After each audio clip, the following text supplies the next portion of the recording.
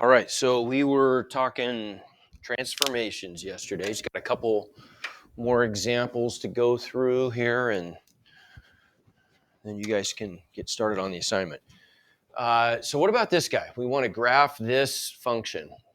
What kind of function is it? Let's get rid of all earbuds and phones and everything, please. Absolute value. Okay, good. But it's been transformed.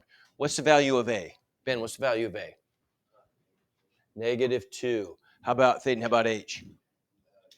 -6. Melanie, what about K? -3. Okay, good. So then that should allow us to graph this thing.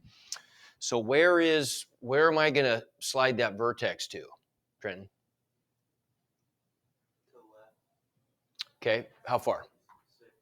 Okay, and then, okay, so left 6, down 3. Very good. So that's where the vertex is going to go, right?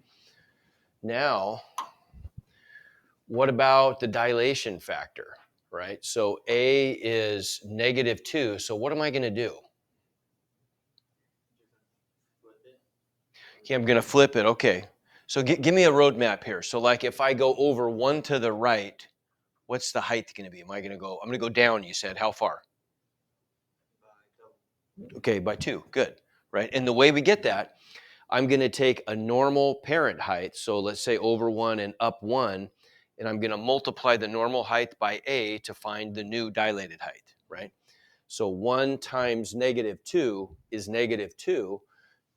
And so that's where it should go, right? I've got to go over 1 and down 2. Okay, and so let's do that.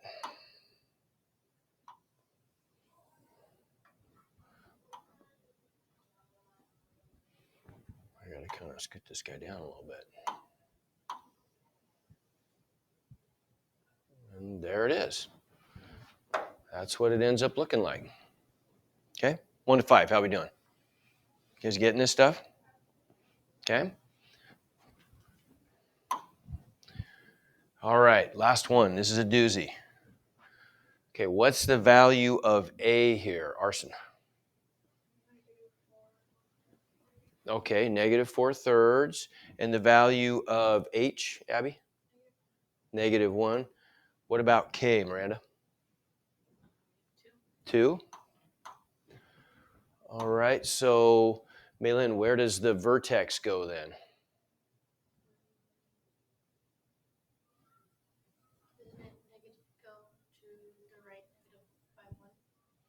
Go to the right or the left? Left, yeah, because these are going to really what we're going to find next unit. We're going to just make this one step easier. We're going to start to even not think about these as translations. We're just going to think for any function with a vertex, H and K just become the coordinates of the vertex. Thank you, sir.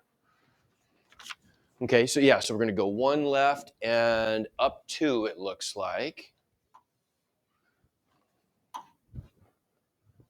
Oh man, it always does this on this example. I'm not sure why, but always does.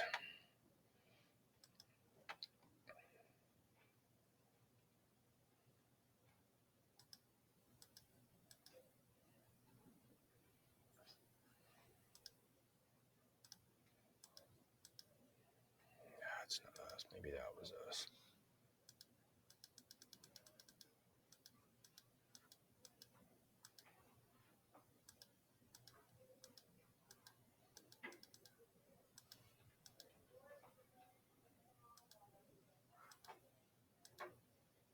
Yeah, okay. So we're here, right? So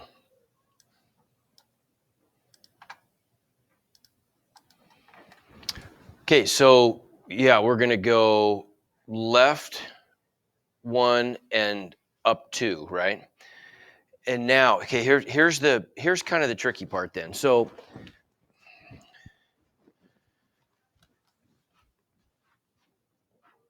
what are we go right 1 and up how far on our parent function? We bump 1 to the right, we bump up how much? 1. Go right 2, I bump up. Go right 3, I bump up, etc., right? We want to pick a good one to multiply by A. So if I go right 1 and up 1, Well, my normal height 1 times negative 4/3, that's a fraction, right? Everybody see that? What's a good number to multiply by 4/3? 3. Really, any multiple of 3 would do, right? 3 or 6 or 9 or something. So I could cancel the 3's. Everybody get that? So we want to pick a compatible number, which would be, this is the height we'd want to use then. Right 3 and up 3, 3 times negative 4/3 is negative 4, right? Okay, does that make sense? So that's going to be the height that we want to dilate. So, say it again. And it's flipped, exactly. We're multiplying by negative 4/3. So again, that's what we do with the vertical dilation factor, is we multiply A times whatever normal height we're going to use to get the dilated height. So when we go 3 to the right, instead of going up 3, we're going to go down 4. Okay, everybody see that? And so we end up then with our function looking like this, right? Ours is going to start at the vertex, and it's going to go through that point, and then it's going to go through the corresponding point over here, which is what, right? See, I want to go back 3 and down. That's right there, isn't it? Yeah.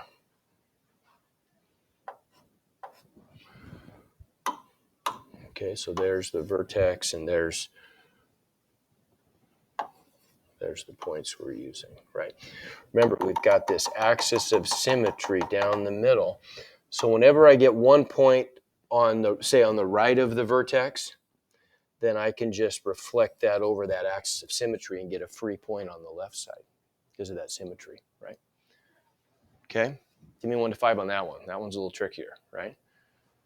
Okay, again, the tricky part of that one is picking the right height.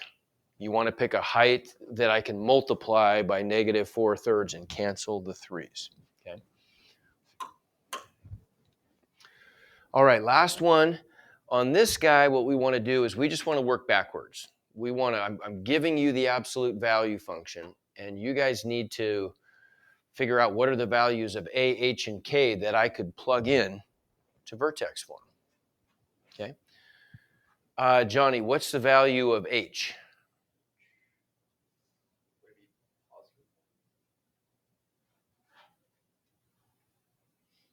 How far has the vertex been translated to the right? 6, right? My V would have started here, but it's been moved over 6 to the right, so H is equal to 6. What's the value of K? Everybody, what's the value of K? 4, yep, that's 4. Okay, and we know that because those are the coordinates, those are the coordinates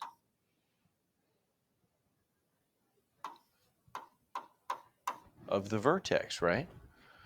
Okay, now we got to figure out what's the value of A. They give us a convenient point here. So let's see, to get to this point, we're going from the vertex, we're going to the right by 4. We would normally go up how far? With our parent graph. If I go right 4 on my absolute value function, I go up 4, right? So I'd normally go up 4, and I'd get a point right there, right? And I'd end up with, that's the shape of my parent graph. Right there, okay? So normally it would be 4. We've got to multiply that times A to get what actually happens. Well, what happens here? We go over 4 and we go up negative 4, 5, 6, 7.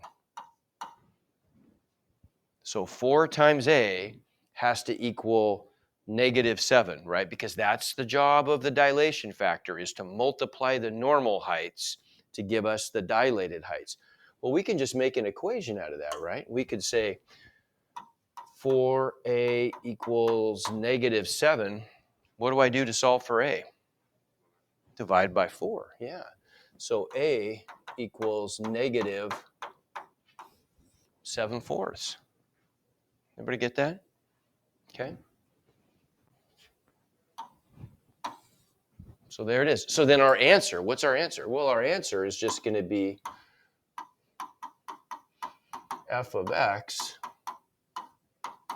equals negative 7/4 times x minus 6 plus 4.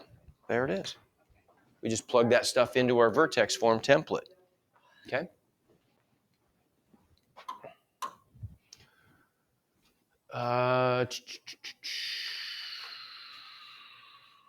Let's just try, what do I have here? I think I just have a couple quick examples. We did that one already. So that guy I can get rid of.